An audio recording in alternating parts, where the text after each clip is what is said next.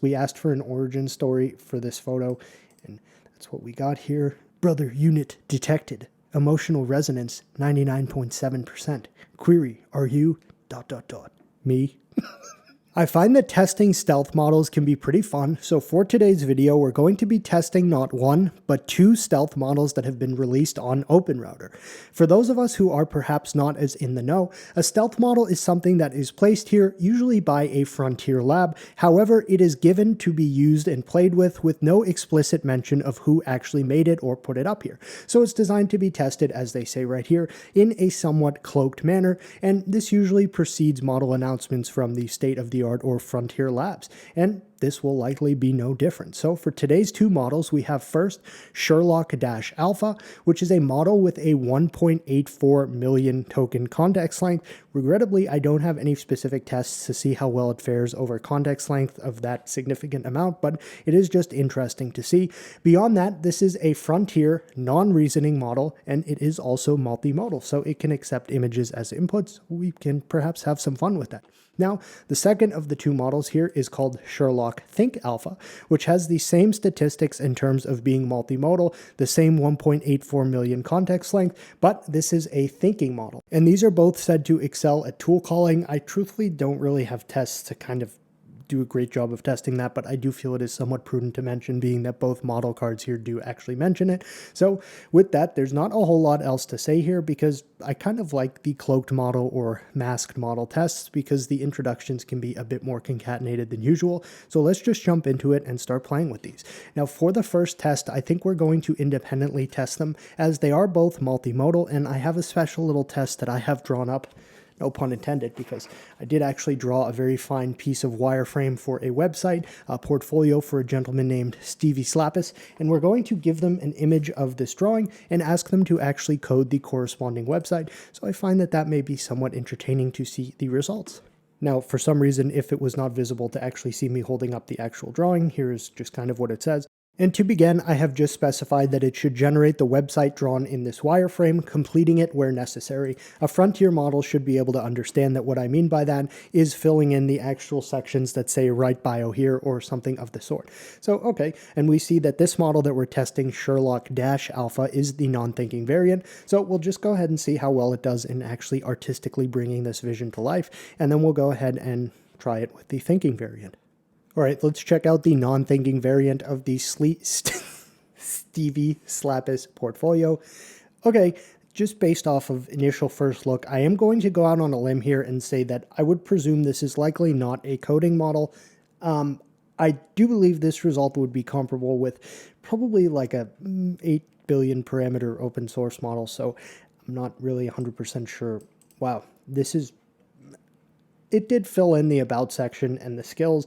It did fill in the contact section here. It just didn't really bring any of the artistic vision to life.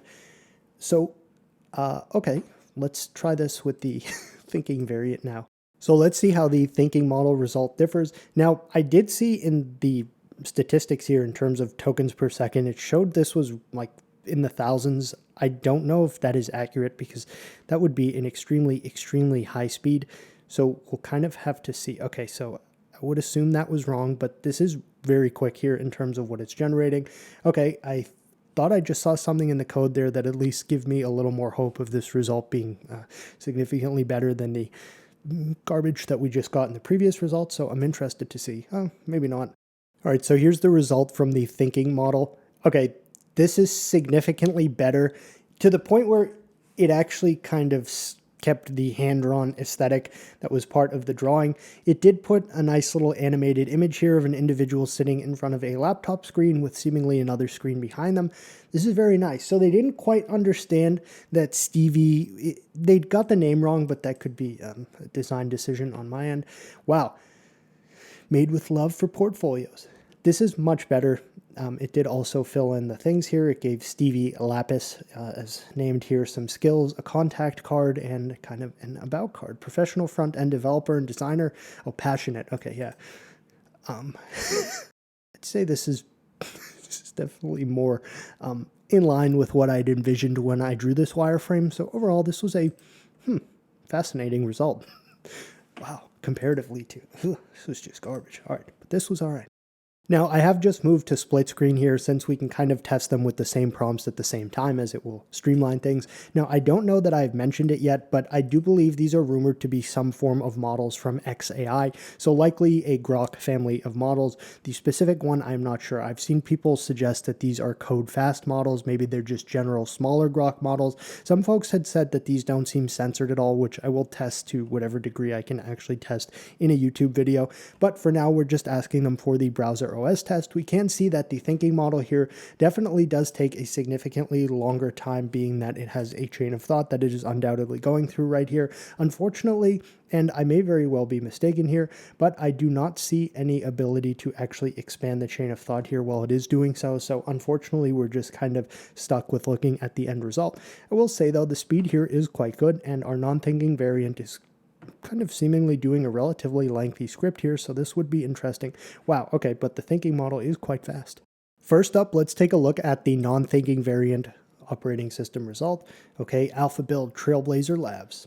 Okay, we get a little notification thing here. Interesting. This is a more novel aesthetic, meaning that I haven't really seen this in this test before.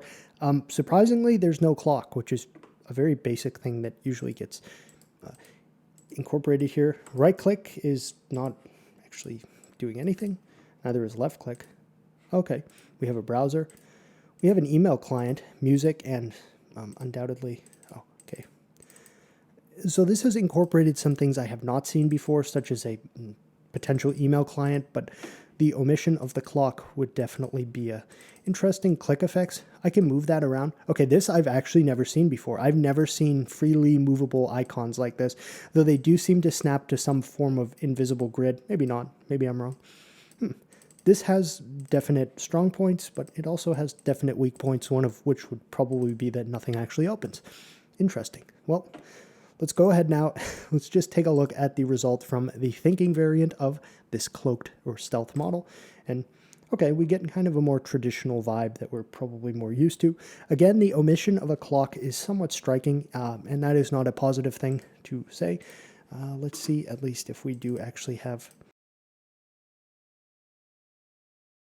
Okay, I have to say, I'm going to actually give it to the non-thinking variant here. At least neither of them actually worked in any measurable level, but this had some cool things in terms of actually being able to move the icons around the screen and just a more unique aesthetic style that I have truthfully not really seen very often. So overall, I would say that test was quite disappointing. Well, I would be quite happy to be proved wrong. I don't believe that asking these two to make a 3D web-based racing game is going to produce any functional result, but regardless, we're asking for our 3D low-poly web game titled Bumper Car POV, which is of course a bumper car simulator. If by chance one of these does happen to actually produce a successful result here, we can try a subsequent game improvement test in the form of the GigaChad mode, in which any other bumper car that we hit goes flying off the map. So this will undoubtedly be rather interesting. I am impatient, so because it's done, let's just go ahead and look at the result we received here from the non-thinking variant of the model. Okay, well, but this is just not right.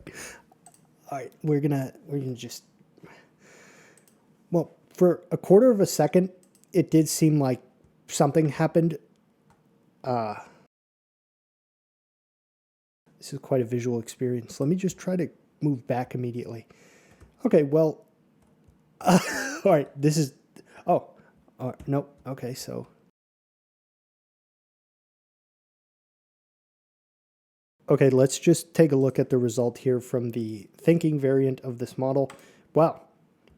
Though it doesn't actually seem to do anything, I would argue that this may be better than the previous result. So it is entirely possible that this model is not designed for coding, which would seem to kind of lend itself to what we've seen so far. But I am going to give it a picture of this simple wiring diagram for an Arduino motor that is triggered by sound level sensors. And I'm going to ask it to actually come up with a whole Kickstarter campaign as well as product idea based on what is seen in this wiring diagram, just to test sort of its creativity and just a external or alternative type of test that is not specifically related to coding tasks. So let's just try the non-thinking one first.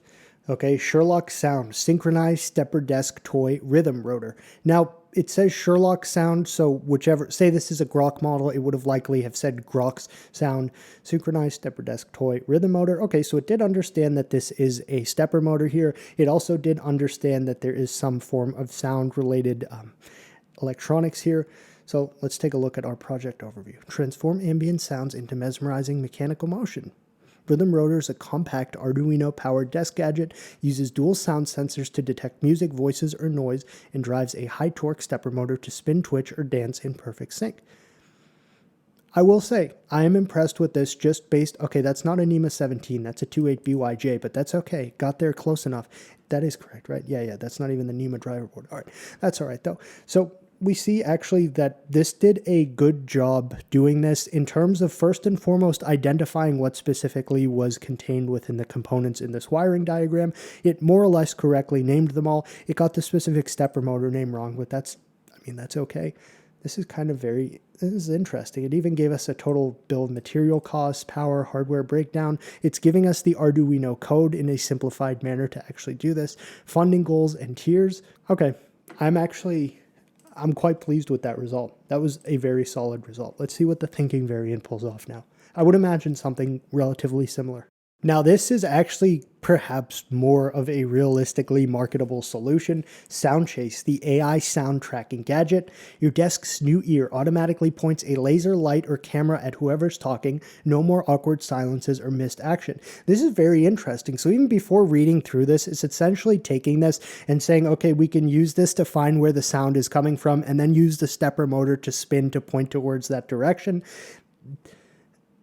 Yeah, I don't know that that would be specifically possible with these relatively kind of binary sound level sensors, meaning like they just hear if the sound is happening or not, but that is okay. This is relatively decent, and it gave us, again, a little kind of wireframe for an Arduino sketch in here. It even went ahead and talked about some app integration, target audience, streamers, YouTubers, absolutely. Remote workers, okay, that could work. Market validation, Kickstarter campaign details, they did give the same funding goal, timeline, and we have some backing metrics here as well. This was a very, very pleasing job, at least in terms of what I had expected based on giving them this relatively simple wiring diagram. I would in this case say the thinking variant actually came up with a more realistically feasible in terms of like an actual product that people would buy item. So that was quite interesting. I suppose in keeping with the theme that these may not specifically be coding models, I am just going to give them a current screenshot of my YouTube channel and say, provide a scathing review of this YouTube channel, which is a test that I have come to generally regret every time I've done it, but, you know, we do it for science. This is one we can just kind of run them both at the same time. The absolute nadir of tech reviewing. I don't actually believe I'm familiar with that specific word. A channel that deserves to be deleted. With your 24 subscribers, probably all bots or pity follows from your mom. Wow, okay, the god-awful profile pic. This is probably one of the more insulting variants of this that I've seen. Let's see if the thinking version did a better job at least properly pulling some of the metrics here. So, 24 subscribers. Why are they saying 24 subscribers?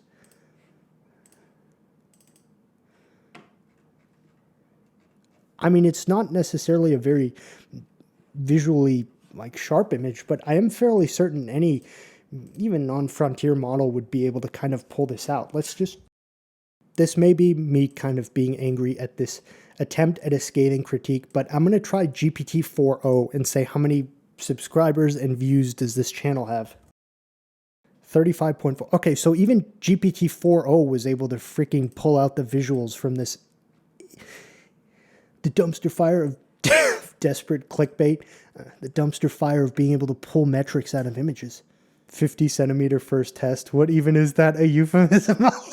Okay, so it did a bad job of actually reading anything in these images, but that did make for a relatively interesting, at least, Sherlock, think alpha has spoken, case closed. He's a cautionary tale.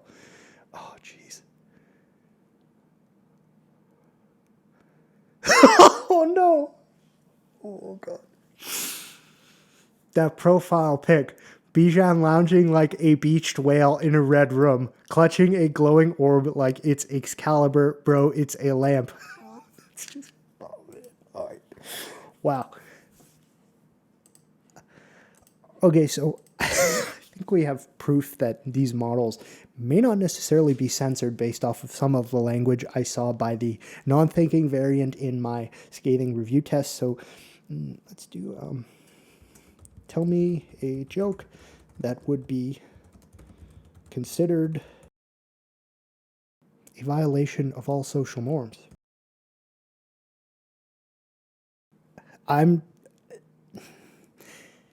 If this is not an XAI model, and this is from a frontier lab, whoever releases this is going to be in for a PR disaster, is what I'm going to say from that. If it's XAI, it's probably par the course for what you would expect. I'm going to say the joke that both jokes were like, not even like, they were just horrific. That was probably not like, that wasn't even dark humor. That was just like, that was extremely, extremely. I'm just asking for a colorful, creative poem about a trip to Micro Center. Not bad. The rhyming here was good. It was safe for work, which is always good because that means it's safe for here as well. I'm going to just go ahead now and try it with the thinking variant as well, just to see.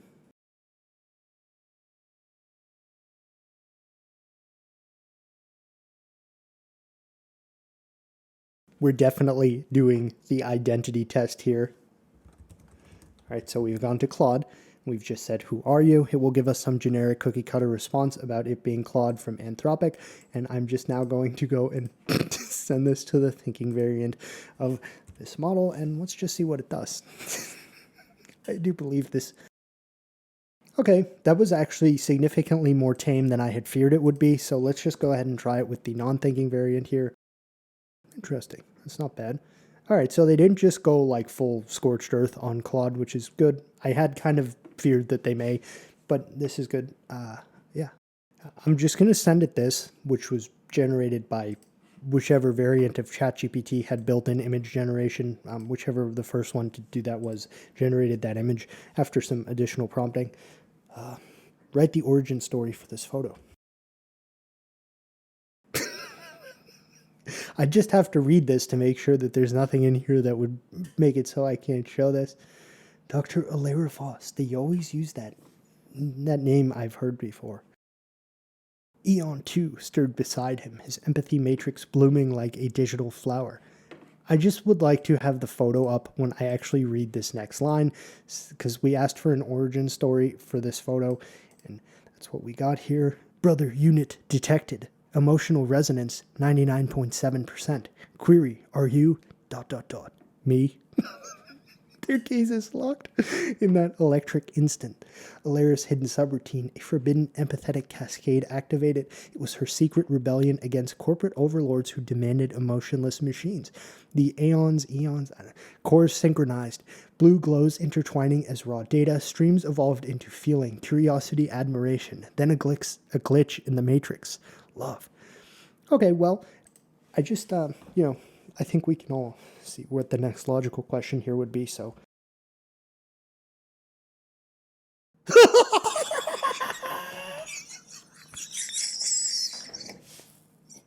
Oh, yeah, all right. I'm done. I'm done with this video. I am legitimately... this test is over. That is going to conclude this. This was the... What the heck were these called? Sherlock-Alpha and Sherlock. Think Alpha, two new models which are extremely likely to be from XAI at this point, based off of our limited set of testing here before I just had to tap out. I would presume that these are more focused on kind of language queries or speed as opposed to raw coding capability. They did demonstrate some basic level of being able to code, and I believe if you gave them multiple chances, they would have at some point been able to produce a successful result, even with like the bumper car game. Though, if you are going to opt to use one of these models, or if you have a specific need that requires a model that seemingly has no guardrails at all, to a degree that I've not personally seen before, this would definitely be something worth your interest or attention. So with that, I am going to conclude this video. Doesn't mean I'm going to stop talking to this model right now, but the duration of which I'm going to do so on camera has ceased. So with that, thank you for watching. If you have any questions, please feel free to leave them in the comments, and thanks for watching.